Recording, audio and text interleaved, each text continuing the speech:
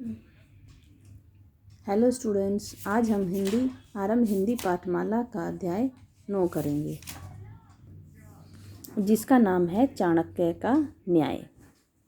चाणक्य का नाम भला किसने नहीं सुना होगा। सम्राट चंद्रगुप्त के महामंत्री थे चाणक्य।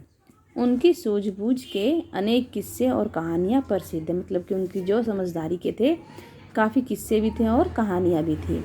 कहा जाता है एक बार सम्राट चंद्रगुप्त के दरबार में एक बूढ़ा किसान रोता रोता आया और बोला, महाराज मैं तो लुट गया, बर्बाद हो गया। मेरा मित्र शीलभद्र मेरा सारा जमा धन हड़प गया। चंद्रगुप्त बोले, साफ साफ कहो क्या बात है। वह कहने लगा, महाराज मैं एक गरीब किसान हूँ, मेरा नाम पंचानन है। कुछ समय पूर्व मैं तीर्थ यात्रा पर निकला था। जाते समय मैं अपना सारा जमा धन अपने मित्र के पास रखकर गया था।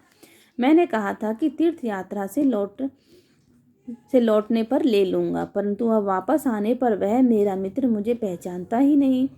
कहता है, कौन सा धन, कैसा धन, मैंने तो तुम्हें पहले कभी भी नहीं देखा। महाराज मैं क्या करूं, मेरे साथ न्याय कीजिए। महाराज ने पूछा, तुम्हारा धन कितना था। किसान बोला, महाराज 5,000 सिक्के। महाराज ने पूछा, क्या तुमने अपने मित्र के साथ कोई लिखा पढ़ी की थी। क्या तुम्हारा कोई गवाह है। गवाह क्या होता है, जिसने जो उस घटना को होते हुए देखा हो। किसान ने सिर झुकाकर कहा, महाराज मैं अपने मित्र पर बहुत अधिक विश्वास करता हूँ, इसलिए कोई लिखा पढ़ी नहीं की। मंदिर के बाहर उस स्थान पर दोपहर में कोई आता जाता भी नहीं है, अतः मुझे धन देते हुए और शीलभद्र को धन लेते हुए किसी ने नहीं देखा। महाराज ने आज्ञा दी, शीलभद्र को बुलाया जाए। शीलभद्र आया। किसान ने फिर अपनी बात दोहराई। महाराज ने शीलभद्र से पूछा, क्या यह किसान ठीक कह रहा है। शीलभद्र बोला, महाराज ये बूढ़ा आदमी झूठ बोल रहा है, मैं तो इसे जानता तक नहीं। किसी अनजान व्यक्ति का धन भला मैं कैसे अपने पास रखता और क्यों रखता, वह भी बिना किसी लिखा पढ़ी के। इन महाशय को तो मैंने आज पहली बार देखा है। उसने क्या कहा कि इस भले आदमी को तो मैं आज पहली बार देख रहा हूँ। ये किस मंदिर का जिक्र कर रहे हैं, मैं तो उस मंदिर को जानता भी नहीं, फिर वहाँ जाने की बात तो बहुत दूर की है।